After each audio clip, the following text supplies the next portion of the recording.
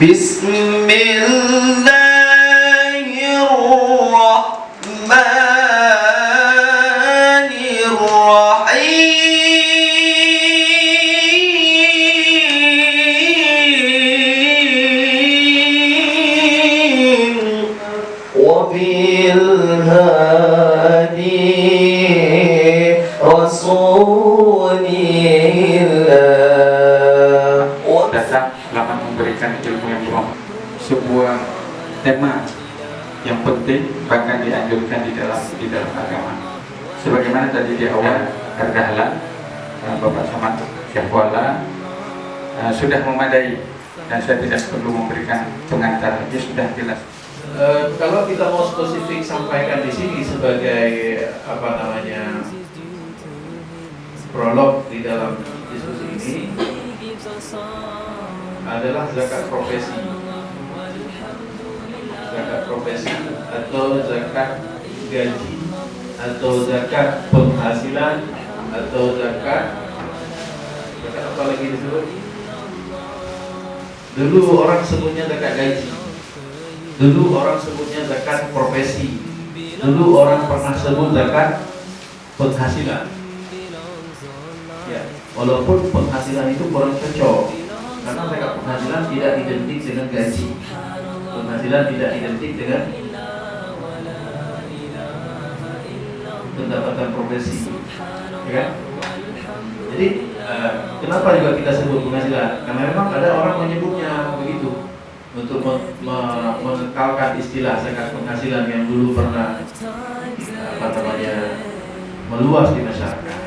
Jadi zakat penghasilan yang diperoleh dari pengembangan potensi diri yang dimiliki seseorang secara sesuai syariat. Subhanallah walhamdulillah wa la ilaha illallah.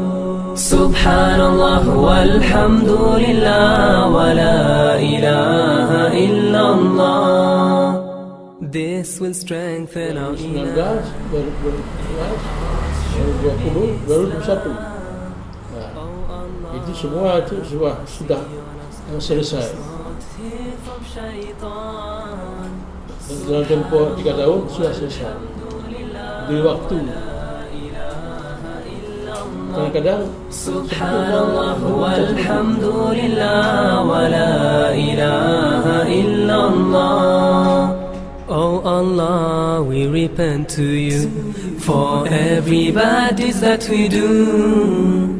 Please forgive us in this life. Pembahasan atau apa yang disebut dengan zakat secara menyeluruh dan juga wakaf, serta mereka termotivasi dengan tulisan yang kita buat itu menyampaikan kepada yang lain betapa zakat menjadi salah satu hal yang penting dalam pemberdayaan ekonomi umat. Sekilas sebelum nanti saya coret-coret di papan tulis, kita menyimpulkan apa yang sudah kita sampaikan. Secara sekilas mungkin saya ingin bercerita berkenaan dengan tema yang disampaikan oleh moderator tadi. Beliau menyampaikan kita akan membahas mengenai literasi zakat. Karena zakat ini bukan hanya kita sampaikan dalam bentuk ceramah, tetapi bagaimana zakat itu kita tulis. Makalah ya. Kemudian yang kedua, boleh bentuknya penelitian, setingkat dengan penelitian, peneliti. Ya. Kemudian yang ketiga dalam bentuk buku. Yang keempat yang kita buat dalam bentuk tesis mungkin ada skripsi ya. Ya. Mungkin kita tidak bisa membahas secara menyeluruh ya. Tetapi kita ingin memberikan hal-hal yang penting saja. Bagaimana nanti zakat yang sudah kita pahami tadi, misalnya tadi kita sudah sebutkan zakat misalnya. Oke. Ini kita cara berpikir supaya terstruktur. Zakat ini dia nanti ada, kita bahas tadi apa? Secara definisi kan? Definisi. Oke. Dari definisi zakat kita sudah sebutkan definisi apa yang lugah bahasa, definisi secara bahasa tadi juga kita sampaikan. Kemudian bahasa satu lagi apa? Secara istilah. Ya. Ini yang pertama. Satu, sudah ada definisi. Kemudian kita tarik yang lain lagi dari sisi Dalil kan gitu. Dalil kewajiban zakat. Dalil kalau berbicara dari itu dua. Dalil dari Al-Quran, hadis ataupun sunnah. Ya, dalil dari hadis. Sudah kita sebutkan dalil yang mewajibkan atau yang hadis yang mewajibkan, dalil yang mengancam. Ini contoh kita mencoba berpikir secara runtun. Jadi fikih, kalau fikih sekarang, misalnya ada fikih manhaji yang kita punya, itu penawarannya demikian. Ditawarkan dulu definisinya, dibahas dalilnya, kemudian baru pandangan para ulama.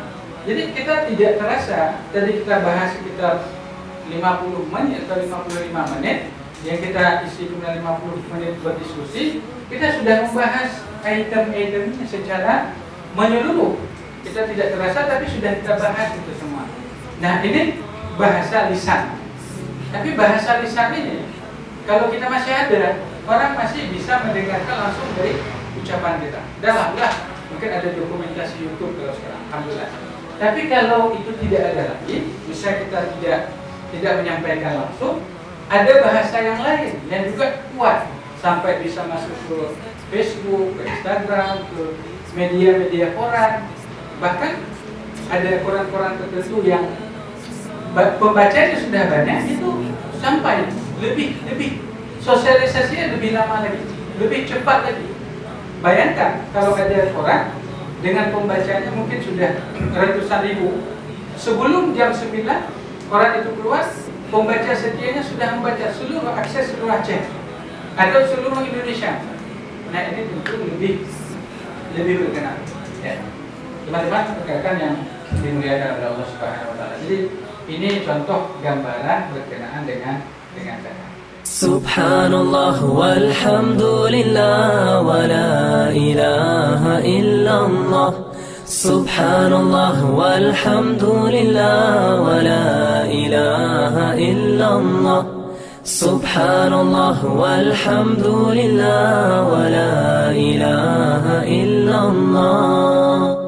All thanks are due to Him, the Lord of all the worlds. All praise is due to Him, for the mercy He gives us all. Subhanallah walhamdulillah wala. Kemauan daripada si pemilik harta wakaf atau si wakif itu untuk kelompok tertentu, maka kelompok yang lain tidak bisa pakai. Itu masalah tidak ada manfaat, itu kesalahan daripada si wakif, tapi tidak bisa pakai. Kalau memang tidak ada yang Syafi'iyah di situ, ternyata orang mazhab Syafi'i tidak ada, maka harta wakaf tidak sah, karena tidak ada yang menerima. Tidak ada yang menerima harta wakaf. Kemudian punya wewenang memiliki harta. Ketiga, bukan diri sendiri, bukan kafir harbi dan bukan murtad. Penerima harta wakaf bukan pribadi, bukan wakaf ke sendiri lagi. Bukan kafir, mana kafir ini kafir harbi, memang kafir yang tidak istilahnya tidak mau berdamai, yang tidak mau berdamai dengan kita, juga murtad. Zimmi boleh. Zimmi ini seperti kalaupun negeri kita negeri Islam, ada orang-orang yang di luar, yang non-Islam, non-Muslim, dia mau berdamai di tempat. Contohnya urung Kristen, urung agama lain di Aceh, termasuk urung yang berdamai, istilahnya kazimi, sudah menjadi tanggung jawab seluruh urung Islam. Maka haram, bahkan Nabi sangat marah di ketika kitanya urung Islam memarahi ataupun membenci urung-urung kafir yang di daerah kitanya. Raya masalah haji, Nabi pun bengeh. Maka lanjut ekstrim-ekstrim dah kan, sampai itu karena dia beda agama. Karena beda agama itu berbagi-bagi, dia ada yang zimmi, ada yang harbi. Kemudian syarat mauquf alih bukan kelompok tertentu, karena bisa jadi mauquf alih itu bukan kelompok, tapi secara umum. Yang penting bukan jalan maksiat. For everybody that we do, please forgive us in this life, till the end, till the last sigh. Subhanallah walhamdulillah wa la ilaha illallah. Subhanallah walhamdulillah wa la ilaha illallah. Subhanallah walhamdulillah wa la ilaha illallah. Subhanallah walhamdulillah wa la ilaha illallah. Semuanya kita pandai dengan kafaratul majlis. Terima kasih ya. Subhanakallahumma wa bihamdik, asyhadu an la ilaha illa anta, astaghfiruka wa atubu ilaik. Assalamualaikum warahmatullahi wabarakatuh. Assalamualaikum warahmatullahi wabarakatuh. Perkenalkan, nama saya Ahmad Zetrianda. Saya berasal dari UIN Araniri, jurusan Hukum Ekonomi Syariah. Kesan saya mengikuti seminar pada kali ini yaitu yang diadakan oleh Pelita Al-Fusalam, yaitu yang berjudul Jiswab dan Pemberdayaan Ekonomi Umat. Kesannya sangat banyak. Selama 3 hari ini saya mengikuti materi tentang zakat ini, yang dimana saya dapat mendalami materi-materi yang tentang zakat dan wakaf dan sebagainya, yang dipelopori oleh pemateri-pemateri yang sangat hebat dan yang menyampaikan materi tersebut sangat jelas dan bisa dipahami oleh para peserta lainnya, dan saya sangat senang mengikuti pada seminar pada kali ini. Pesan saya untuk acara seminar kali ini tidak hanya diadakan oleh Pelita Al-Fusalam, ini ruang lingkup yang kecil. Pesan saya bisa didukung oleh instansi-instansi lainnya untuk membuat acara ini lebih besar lagi, berskala nasional. Perkenalkan, nama saya Nur Auliani, saya dari Universitas Syahkuala, Fakultas Ekonomi dan Bisnis. Jadi selama saya mengikuti 3 hari seminar ini, saya mendapatkan begitu banyak informasi ataupun pengetahuan yang sebelumnya saya sudah belum tahu dan mungkin sangat minim. Bahkan saya belum tahu tentang hal ini, sehingga dengan saya mengikuti acara ini, saya lebih banyak mengetahui tentang informasi yang telah disampaikan oleh beberapa pemateri yang begitu hebat. Dan juga di masa pandemi saat ini, mungkin acara seperti ini membawakan dampak positif untuk kalangan generasi muda pada saat ini, bahkan dapat merubah, menjadikan agent of change untuk generasi-generasi pada saat ini. Mungkin kesan saya selama mengikuti kegiatan ini, terima kasih yang pertama kepada Pelita Al-Fusalam yang telah mengundang ataupun berpartisipasi untuk membuat acara seperti ini, sehingga yang dulunya kita di rumah karena pandemi, saat ini saya bisa berkumpul dengan teman-teman dan mendapatkan banyak pencerahan dari materi yang disampaikan. Harapan saya untuk Pelita Al-Fusalam, semoga Pelita Al-Fusalam ini dapat membawakan perubahan yang begitu besar untuk generasi pada saat ini dan terus bisa berkembang sehingga bisa membuat acara-acara ke depan yang lebih besar lagi dan bisa berkontribusi dengan mahasiswa-mahasiswa di seluruh Aceh, bahkan di seluruh Indonesia untuk kedepannya. Terima kasih. Assalamualaikum warahmatullahi wabarakatuh. Subhanallah walhamdulillah wa la ilaha illallah. Subhanallah walhamdulillah wa la ilaha illallah.